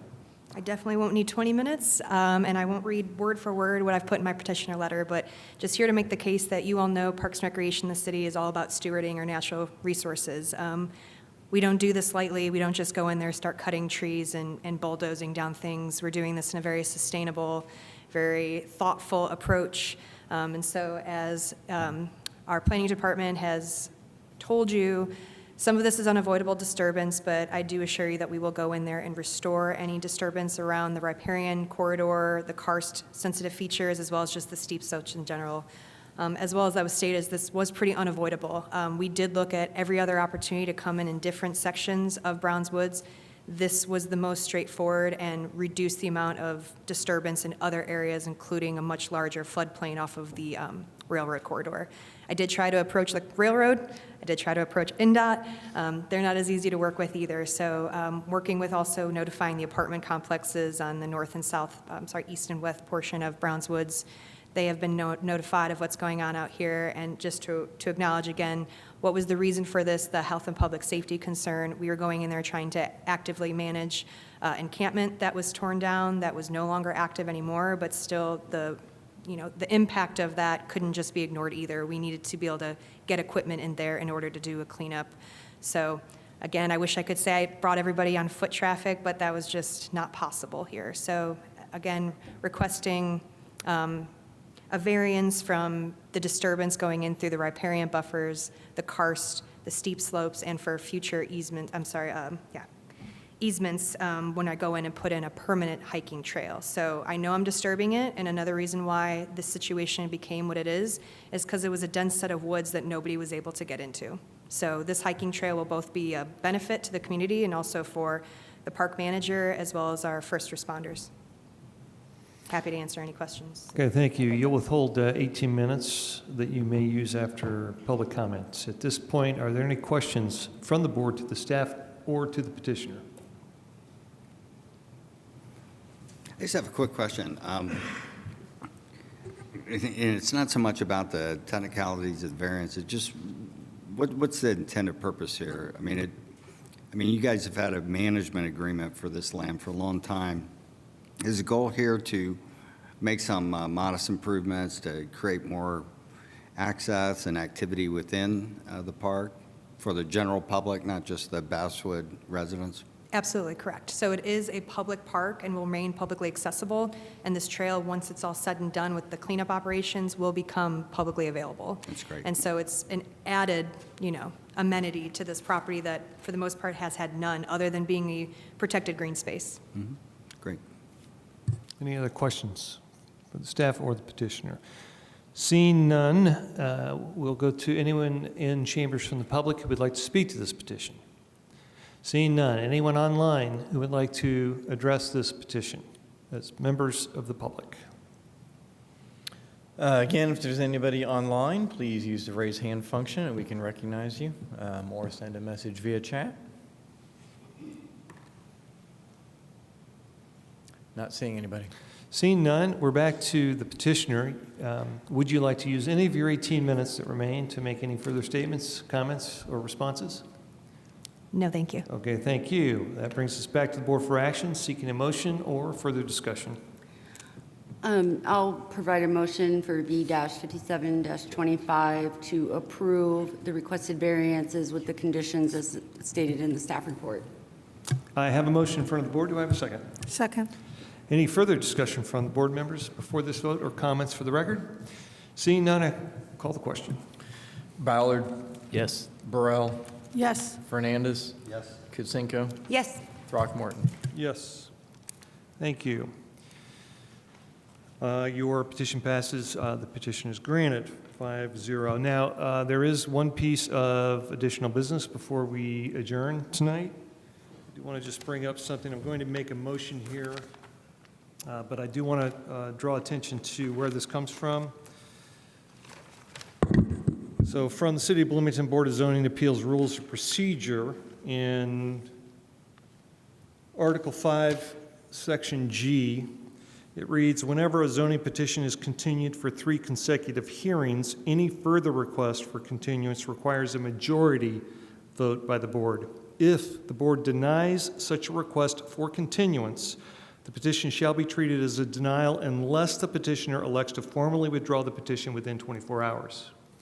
So I'm going to make a motion that we deny continuance to AA-17-22 Joe Kemp and CU-33-24 Hat Rentals. Do I have a second? Okay, further discussion on this is as follows. Please be aware that they have 24 hours to withdraw. If they do not, they need to appear before us next month with their petition. If they fail to do so, then they have officially withdrawn. Further is, in consultation with the staff, they are allowed to come to us and say they'd like to hear that within 2 months, because the rules do allow that they come back after 6. So any petition is denied, any action, they have to wait 6 months before they return, correct? If it's denied. Right, and by making this motion and this vote, we would be denying it. But I do want to stress that in Article 9, Section D, if further public discussion is warranted in the opinion of, I'm sorry, I just read the wrong one. Section 9 is the suspension of any rules may be ordered at any meeting by a unanimous vote of those present. So if we choose that we want to hear one of these within the next 6 months, it can be presented to us as a request by the city, and we have that ability, if it's unanimous, to then hear it. But this way it'll get these that are continuing to get off the books. These 2 have been on for 12 months each, so it's just kind of laboring. I know there's been some assurance from the city that they both intend to be here next month, but this will actually push the point forward. So a vote for this motion will be to deny them continuance. Do I have any further questions or comments? With that, could we take a vote on that, please? Ballard. Yes. Burrell. Yes. Fernandez. Yes. Kutsenko. Yes. Throckmorton. Yes. So they have 24 hours to withdraw and then return or show up next month and present the petition. With that, is there any further business in front of this board? We are adjourned. Thank you.